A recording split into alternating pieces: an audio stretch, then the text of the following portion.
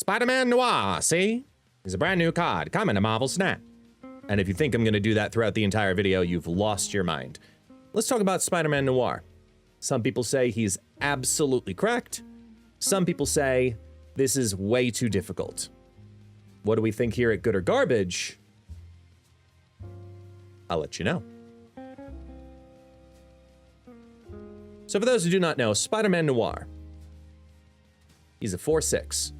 On reveal, if your other cards in play cost exactly 8 total, add the top card of your deck here and set its power to 8. So here's the deal. You think of the natural curve of Marvel Snap. 1 cost on 1, 2 cost on 2, 3 cost on 3. You play that's only 6 total, because it's not including Spider-Man Noir. So you're looking at extra cards, you're looking at tokens, or you're looking at playing this card later. But the longer you wait to play this card, the more difficult it might get, because you're constantly trying to do the math. You're trying to play the idea of how does this actually work? Well, let me show you what we could do with it. Take a look at the Black Tide here. Black Tide, it's a Surfer deck. But what's the point of a Surfer deck that does this? Well, it's real simple. A guaranteed 2-drop on 2, into a 3-drop on 3, into a 3-drop on 4. What does that give you? It gives you 8. So now you got a couple of things you can do here. You play the Spider-Man Noir on turn 5. Automatically pulls card from the deck. Boom, now it has 8 power. Everything here, minus Gladiator, benefits, and that's fine. Totally fine. But now take it a step further and realize, well then, also you can play the America Chavez on 5 also. Guarantee that +3. That's looking pretty good. So you have 2 different ways that you can build this deck. You've got the Sarah build, so you can get 3 3-drops over the course of turns 5 and 6. Or you got the Spider-Man Noir play, which allows you to get 3 3-drops over the turns 5 and 6. That's the idea here. Spider-Man Noir is acting as a second Sarah, with a relatively easy condition to make. Because Surfer is a great mid-tier card. And right now in this current meta, could be a lot of fun. Do I think it's going to be an OP deck? No. But do I think Surfer fans are going to enjoy this option? 100%. What about Spider exhibits? It's Zoo. You not realize how many extra tokens come from Zoo decks? Squirrel Girl. Squirrel Girl. Automatically, that's 3 1-cost cards. If you just maintain a standard curve from there, that's 8 on turn 4. Because you got Squirrel Girl on 1, Dazzler or Hawkeye Kate Bishop on 2, and Marvel Boy on 3. You got a perfect curve, technically. But on top of that, what can happen? Well, if you need a catch-up plan, you even have that. Dazzler on 2 into Shauna on 3. Boom. That does it just as much. That gives you 8 total power over the course of 2 turns. We got a couple of things we can work with here. I think that's going to be fun.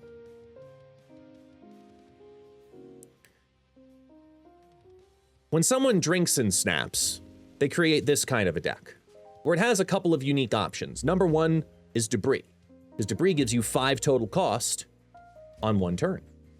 But on top of that, you want Debris decks to function the same way as Mr. Sinister decks, but not necessarily be a Strange Supreme deck. So how do you do that? You do that by having mitigation with Merlin and Venom. Venom is a great control piece to allow that Spider-Man Noir to flip that. So you got too much cost on the board? That's fine. Venom. Absorb it all. But if you get the nice line, Quicksilver on 1, Mr. Sinister on 2, any 3-drop on 3 minus Debris, there you go. That hits you on turn 4 on curve. You've got a chance at hitting the Spider-Man Noir line just as much as you have the chance to hit the Wiccan line. But now mix in the Werewolf by Night play with fodder and space on the board, which is what Werewolf needs, because you have Merlin and Venom both helping you. This is a difficult lineup. but I think one that could be absolutely mastered and ends up being really good from a tech perspective to be a potential new version, a new way to look at tech decks in Marvel Snap. Lastly, because we mentioned Strange Supreme before, what about Spider-Man Noir mixed with Strange Supreme? You got a bunch of fodder on the board, things like hordes, squirrels, and skills. You're constantly clearing the board. The whole goal of a deck like this is addition and subtraction. And Dormammu allows subtraction just as much as a destroy card does, just as much as a Strange Supreme does, but it's feeding into power, and skills don't stay on the board. Reducing the power is nice, especially on a lane you're looking to sacrifice. But Spider-Man Noir, with the last skill of Dormammu on turn 6, I know. It's a little cope. But I like cope in this case. I really, really do. I'll even take it a step further and tell you that Spider-Man Noir, in my opinion, before testing anything, is probably the most difficult card of the season. But someone's gonna break it.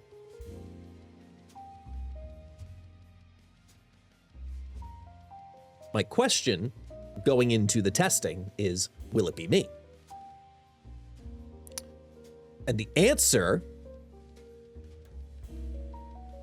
4.5 hours later, at least for me. Been testing the card,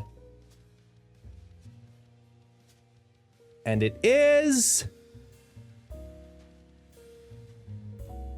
weird. Because look,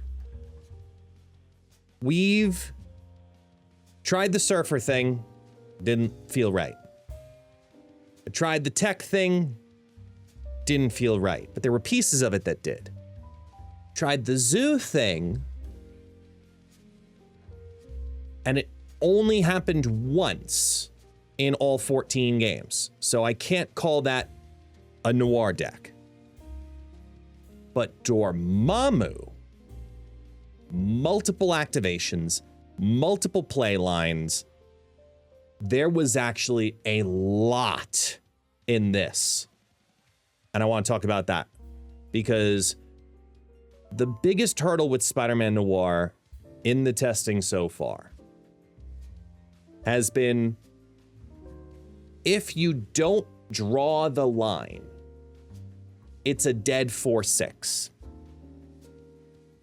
And it's very similar to that feeling of Wiccan, where either you have the line or it's a dead 4/6.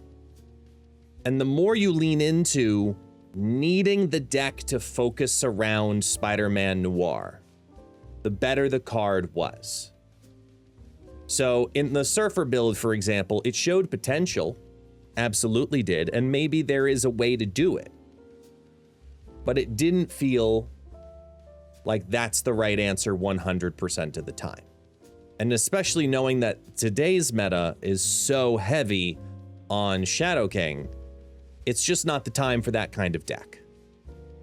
The tech deck build with Werewolf and Merlin and Debris, and it was close to feeling like we could have both lines available at all times. And I think if you even just take out Shang-Chi and put in Red Guardian, it's a massive improvement to the deck. Massive. Probably replace Mr. Sinister for another 3-drop as well. And it's a massive improvement to the deck. But first go around, it was too indecisive too early to figure out which line were you going with, the Wiccan line or the Noir line, because it wasn't enough 3-drops in the deck to make it feel like it was worth it. But Dormammu gave a couple of unique things. Dormammu gave multiple outs. It gave the ability to move the power. It gave the ability to feed into Strange Supreme in a couple of unique ways, like playing Dormammu's spells onto Zombie Scarlet Witch was great. Get the proc, builds up, throw it into Strange Supreme. I would love to figure out how to capitalize on that more in maybe some kind of null build into it. But Debris was big in it. Strange Supreme was big in it. The whole Destroy package was great in it. I think there's something there. The one I was most excited to hopefully see be good was the one that was good. And the one I thought was going to be best actually ended up performing worst.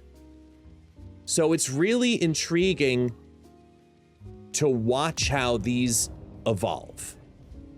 It's really intriguing watching these decks go from theory to practice as we get rated by teams, as we're recording the conclusion of Good or Garbage and my opinions on Spider-Man Noir.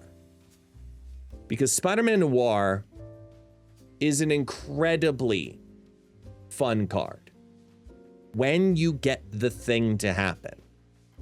And it's a strong card at that, when you get it to happen. But right now is not Noir's meta. And I'm seeing this as a bigger problem in Marvel Snap that has nothing to do with Spider-Man Noir. Because right now we have a couple of catch-all cards that are too prominent.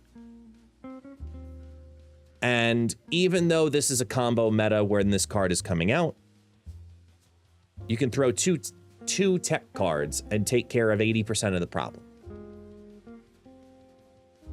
And I don't know if that's a problem of the cards or a problem of the meta. Do you fix the decks that are making the meta, or do you fix the counters to allow the meta to grow even further? And I don't know what the right answer is, but I'm curious to hear what yours is. Because Spider-Man Noir won't have his time in the sun right now. But he will have his time in the sun in the future. For that reason, I'm going to call him a good card. This is a card you're investing in for the future, 100%. This is a card you invest in for a different meta. It's like when you get an Affliction card. When you get an Affliction card, the week it comes out, it's bad, because everybody plays Luke Cage. But then 2-3 weeks later, that card becomes really good. That's what Spider-Man Noir is going to have. It's going to take a meta shift, and then all of a sudden, this card will be unbelievably strong. So if you're looking to use your tokens, I'm going to tell you it's a good card. If you're on the fence and wanting to be relevant right now, I'm going to tell you to skip it. But I'm not going to call it garbage, because this card will be broken and cracked. It's just not right now. I guess you could say that's sad.